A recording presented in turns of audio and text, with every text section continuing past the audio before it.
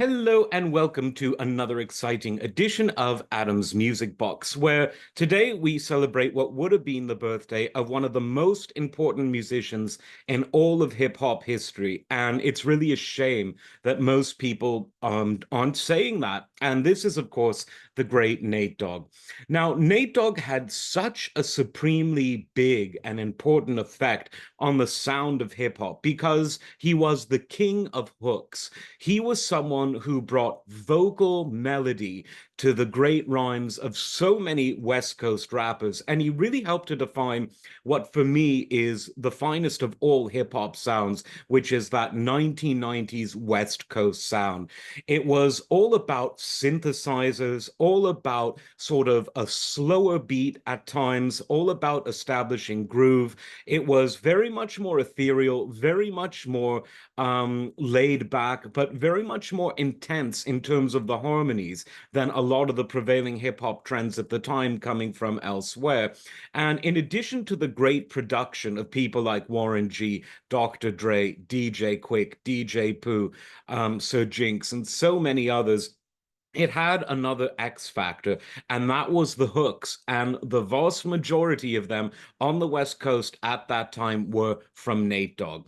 He was all over some of the quintessential albums of the West Coast sound, the big three, as I call them. He was all over Dr. Dre's The Chronic, all over Snoop Dogg's Doggy Style, all over his good friend Warren G's Regulate G-Funk era. He brought songs by Tupac to life. He did stuff with Ice Cube. He did stuff with rappers all over the world, and he eventually branched out doing stuff with people from beyond the West Coast. He worked with one of my favorite rappers of all time, West Coast Cam, doing a song called Bubbling, which, after being sort of semi-released, now found its way back onto Spotify.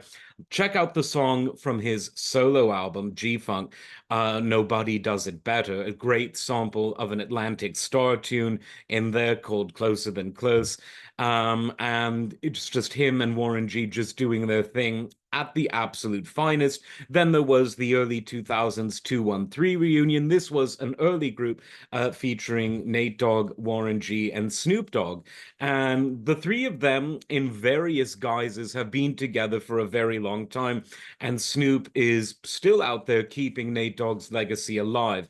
But I think that audiences really need to realize how revolutionary it was to have someone creating these hooks on these hip hop songs and create them from the heart, from the start, from an original perspective.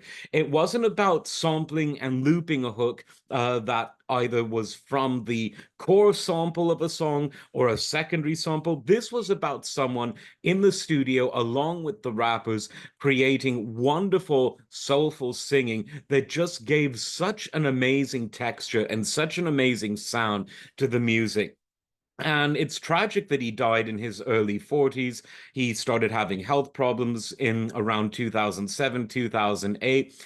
But considering his very short life, he put out such a tremendous output of music. And thankfully, a lot of people have curated playlists that feature a sound. Because one of the problems in terms of cataloging both hip hop and European classical music on a service like Spotify or any other streaming service is that people don't know if you should look it up by the main artist. Can you look it up by a producer? Most services don't let you do that. What about all of the artists featured on a track or on an album? Are you able to look that up? Sometimes yes, sometimes no. It depends how the metadata is sorted out. And so luckily, playlists have been curated by regular users, and I think a few by Spotify, featuring the hits of Nate Dogg, which in many cases were features on other classic albums, and in some cases were on his own albums that frankly should have charted a lot higher than they did.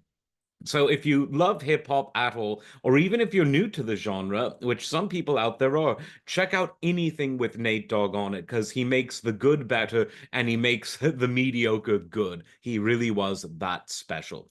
Like, subscribe, and we'll see you next time. Take care.